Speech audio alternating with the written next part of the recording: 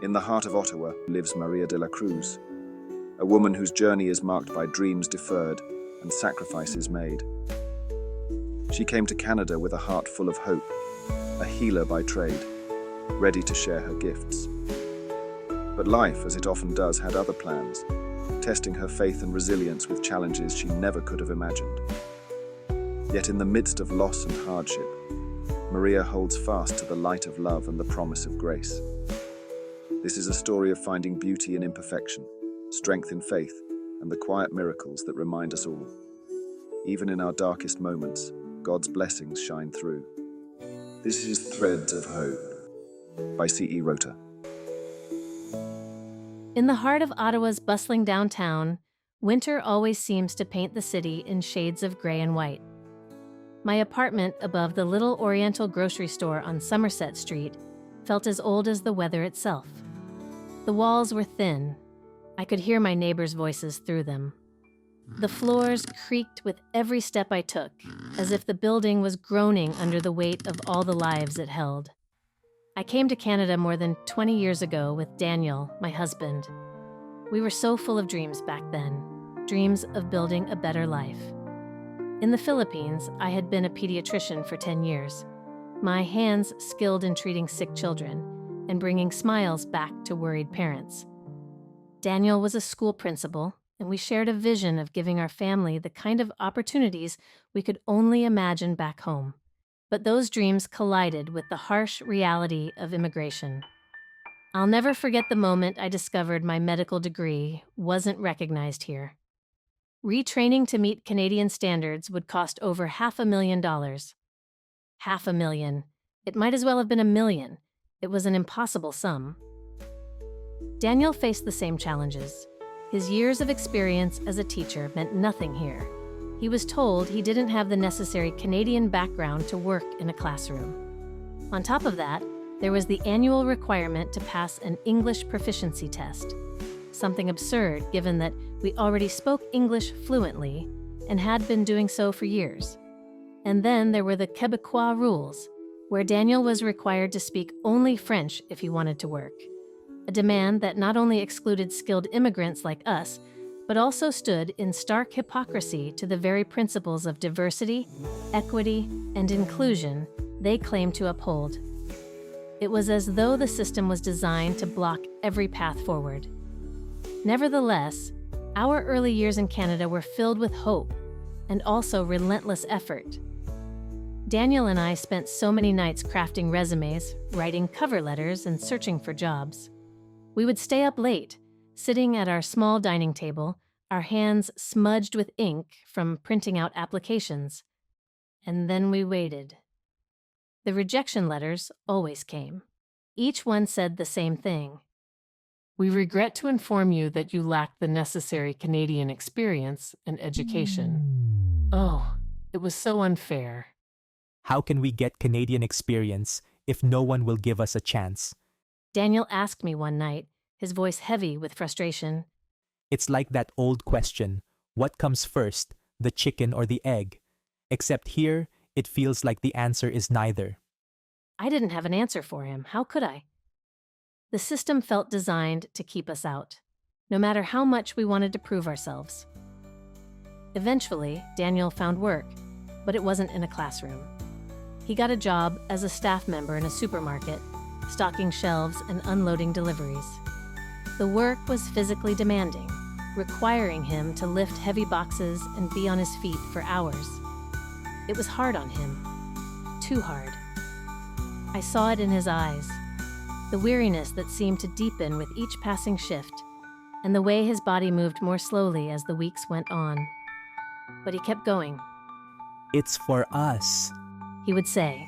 For Rosa. For her future. His determination never wavered, even when the toll on his body was unmistakable. As for me, I found work cleaning office buildings at night. It wasn't what I had trained for. It wasn't the life I had imagined for myself. But during the day, I could be with Rosa, and that was all that mattered. Even now, as I look back, I can't help but feel the sting of those years. But we did what we could. We worked, we sacrificed, and we loved. It was all for Rosa and the future we hoped to give her. That hope was what kept us going, even when it felt like the world had other plans. Still, Daniel and I clung to our faith and to each other.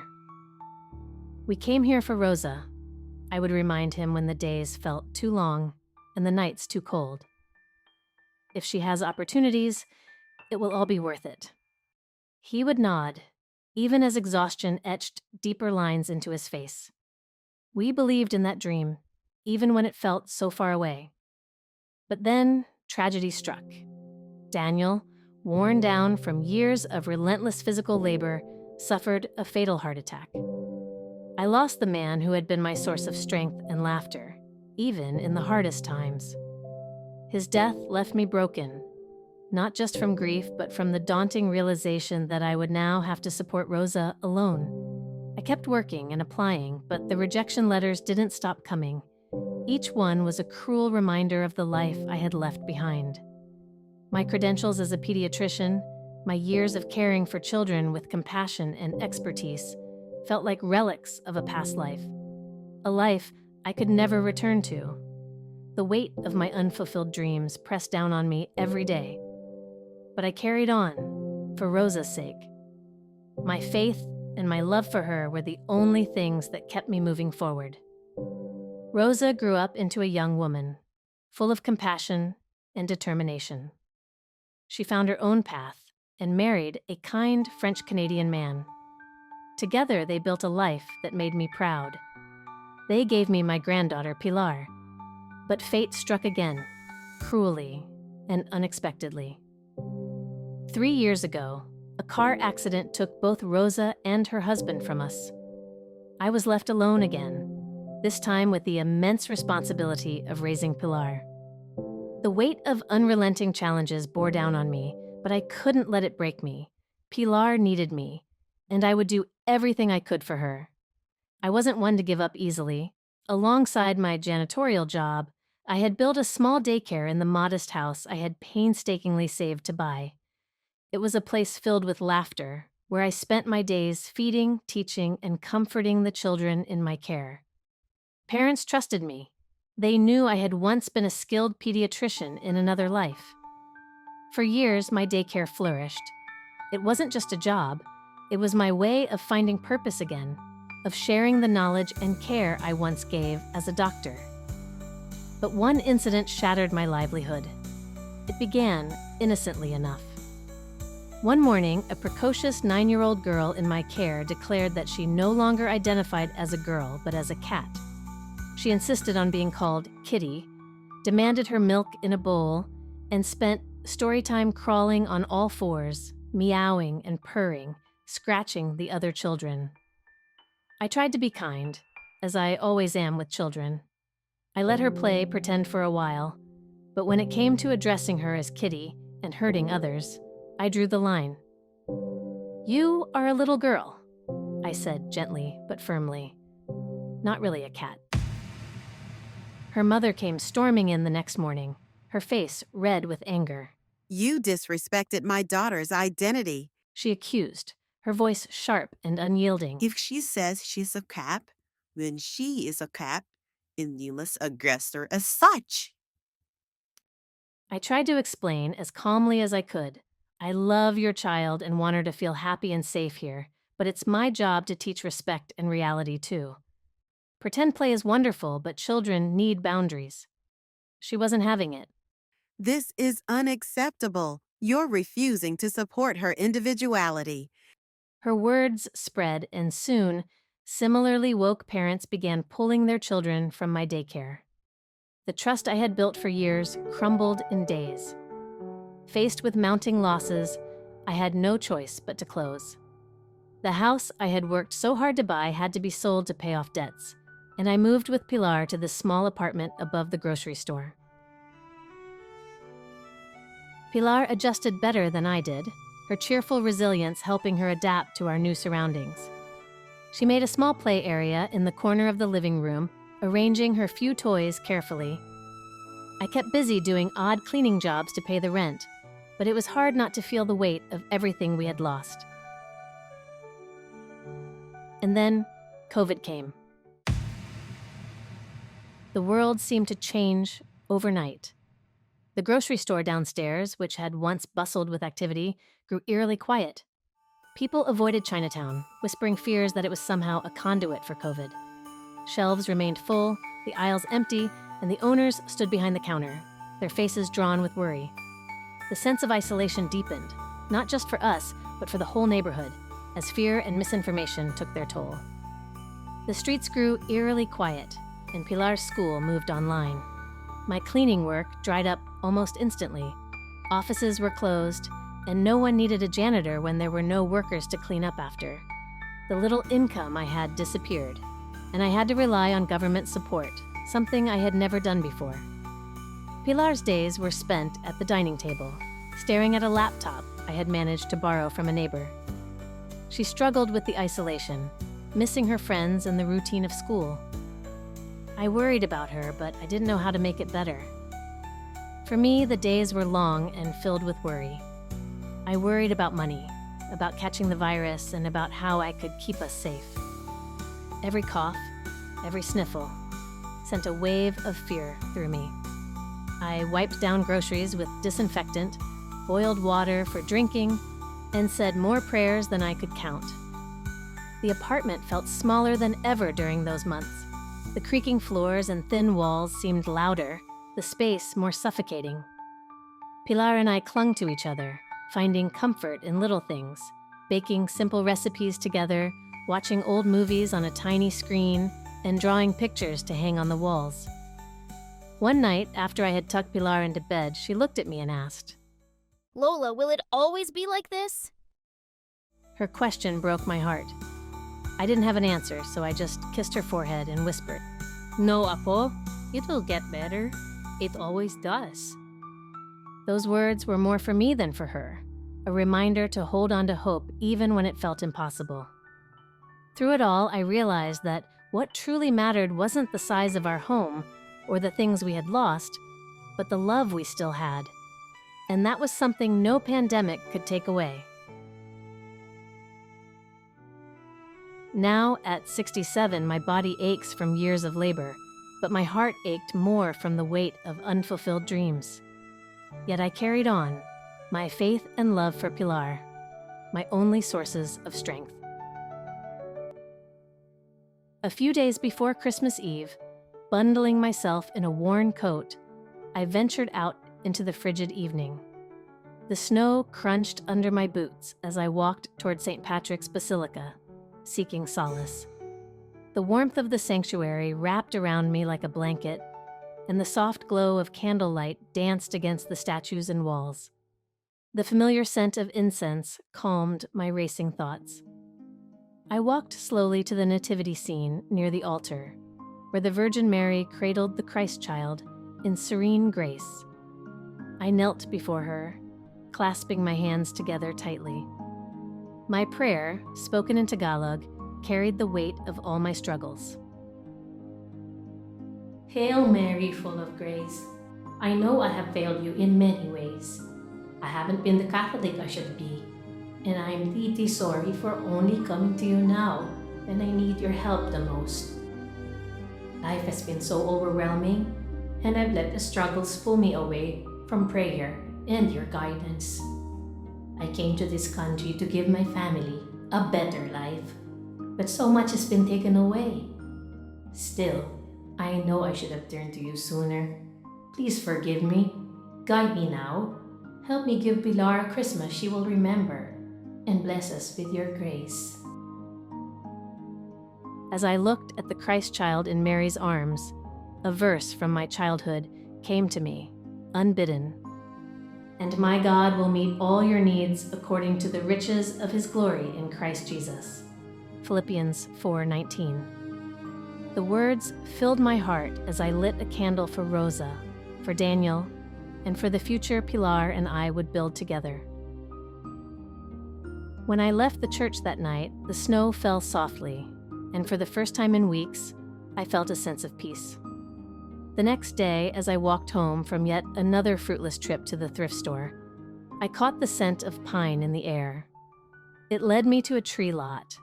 Rows of tall, proud Christmas trees stood neatly on display, their vibrant green needles promising warmth and joy. But my eyes fell on a small, crooked tree lying off to the side. Its branches were sparse, and it leaned awkwardly against the truck. To others, it was trash, something discarded. To me, it seemed like a sign. I hesitated, but approached the man working the lot. "Excuse me," I said, pointing to the tree. "How much for that one?" He looked at it and laughed. That one? It's shedding badly. We were going to toss it. "May I take it?" I asked, unsure if even that would be possible. He shrugged. Sure, if you want it. Merry Christmas. My heart lifted as I dragged the little tree through the snow, its branches snagging on the icy ground. It was imperfect, just like my life, but it was ours. When I got the tree home, I set it in a bucket weighted with rocks. It leaned precariously, its bare patches glaring in the dim light of our small apartment. But when Pilar saw it, her eyes lit up with joy. A tree! She exclaimed, clapping her hands. Lola, it's perfect! I laughed softly, my worries melting away in her delight. "It needs some decorations, Apo," I said. Together we tied her drawings to the branches with bits of yarn.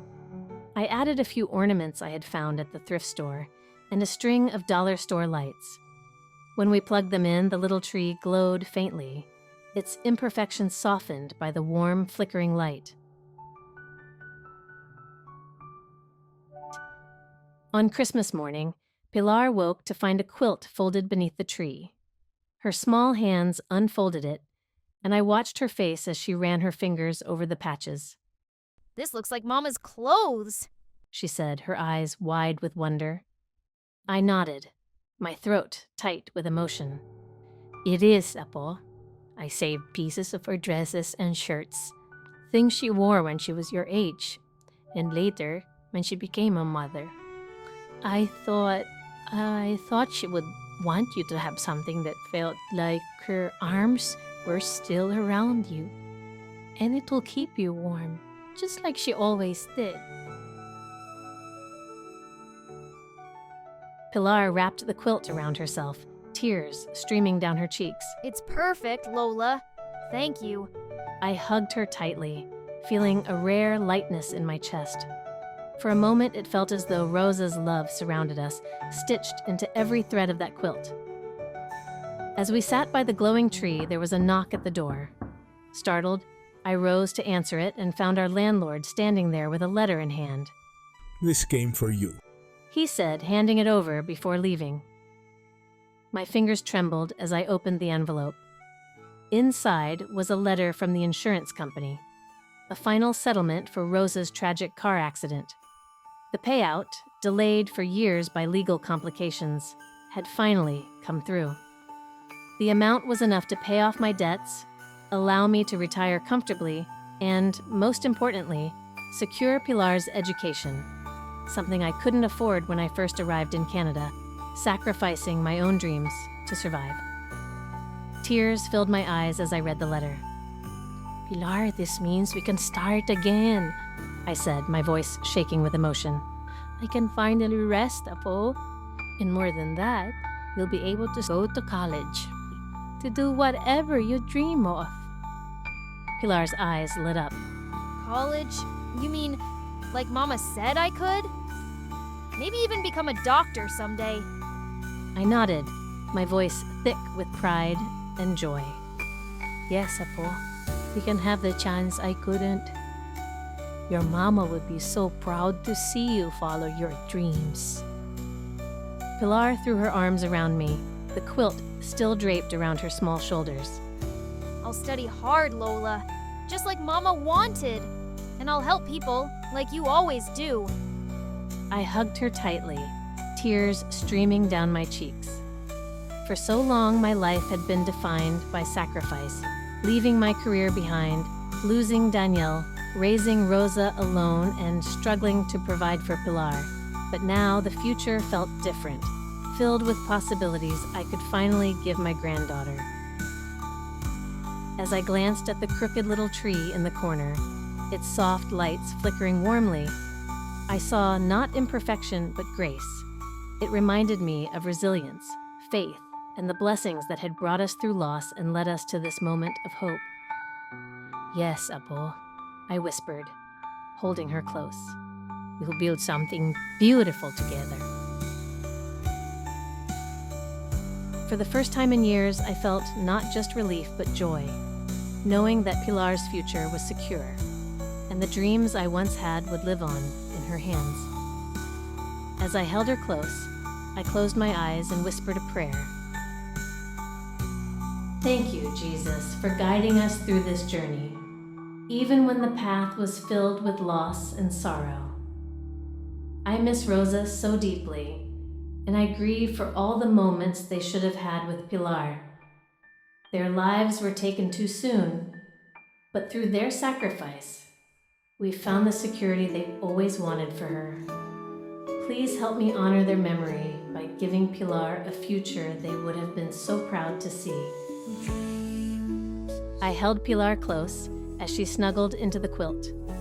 The flickering lights of our crooked little tree reflected in her wide eyes, filled with wonder.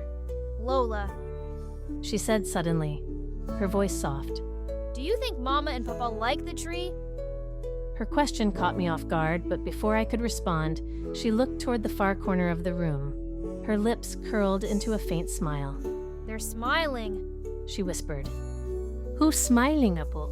I asked, my heart tightening as I followed her gaze. Mama and Papa, She said, pointing toward the shadowy corner. they're right there. They said they're proud of us, and they love you, Lola. I froze, unsure of what to say. Pilar, don't say things like that, I said carefully, trying to keep my voice steady. It's not funny to make up stories about your mama and papa. She blinked, her expression serene but unwavering. I'm not making it up. She said softly. They're really there. Maybe you can't see them, but I can. I turned to look at the corner, but there was nothing there, just shadows flickering faintly in the glow of the Christmas lights. My chest tightened, a gnawing worry taking hold of me. Pilar, sometimes, when we miss people so very much, you think we can see them, but they're not really there. Are you feeling okay, Apple? I said gently. Is something bothering you? She shook her head, her calmness unsettling me even more. I'm okay. I just know they're here. I held her tighter, my heart heavy with a mix of love and concern. As the soft glow of the tree lit up the room, I resolved to pay closer attention, to make sure that Pilar's joy wasn't masking a deeper trauma. After all, even in this joyous holiday season, the wounds of loss were still there for both of us. Lost in the snow, fade leaves, hope through broken friends. Grace lights the darkness. The tree bends crooked, yet love burns in its shadow. Blessings softly fall. Warm hands stitch with care, quilted threads of love embrace. Christmas light shines bright.